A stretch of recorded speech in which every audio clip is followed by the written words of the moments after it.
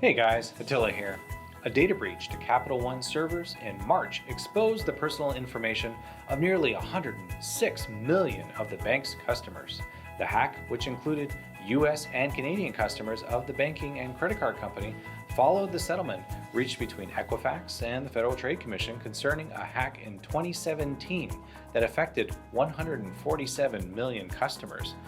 According to Capital One, the breach on March 22nd and 23rd resulted in the hacker gaining access to personal information related to the credit card applications from 2005 to early 2019 for consumers, applicants, and small businesses.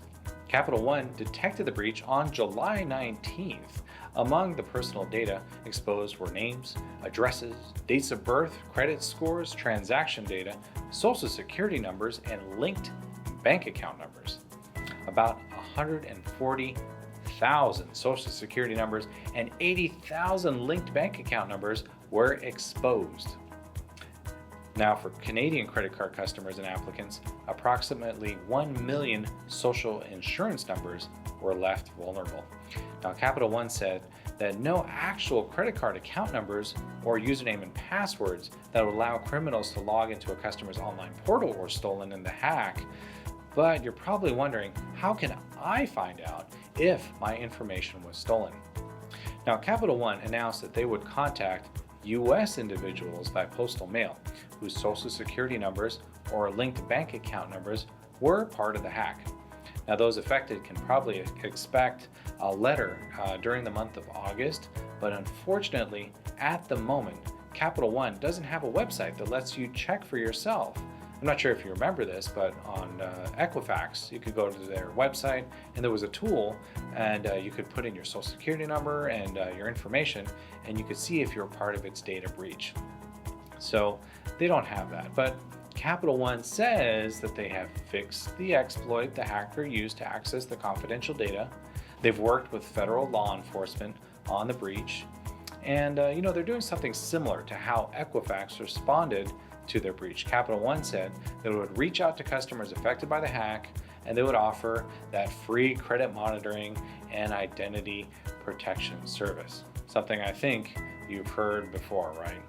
So here's my takeaway on all this. I think, and I think you should too, be skeptical of emails, phone calls, any sort of communication that's not by postal mail from Capital One or government representatives asking for credit card or account information, your social security number, or any other personal information.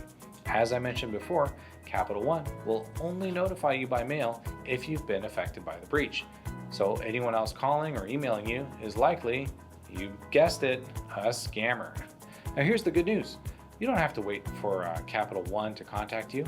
I put together a couple things you can do to minimize your chance of identity theft and a few things to do if your identity theft has already occurred and it's already happened to you. So here's the first thing.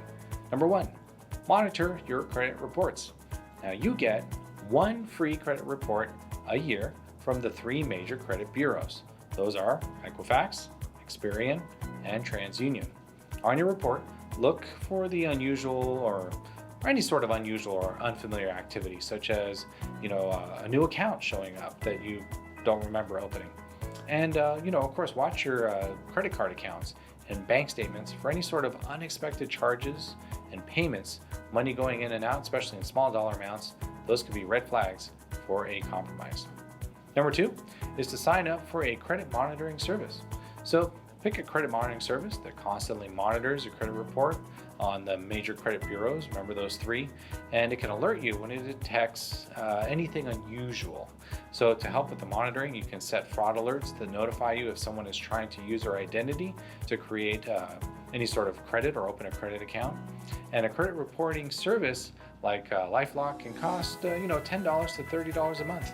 Or you could use a free service like the one from Credit Karma, Capital One, and of course, Capital One, they said that they're going to provide free credit monitoring and identity protection for all affected customers, but it's likely to only be for a year or so.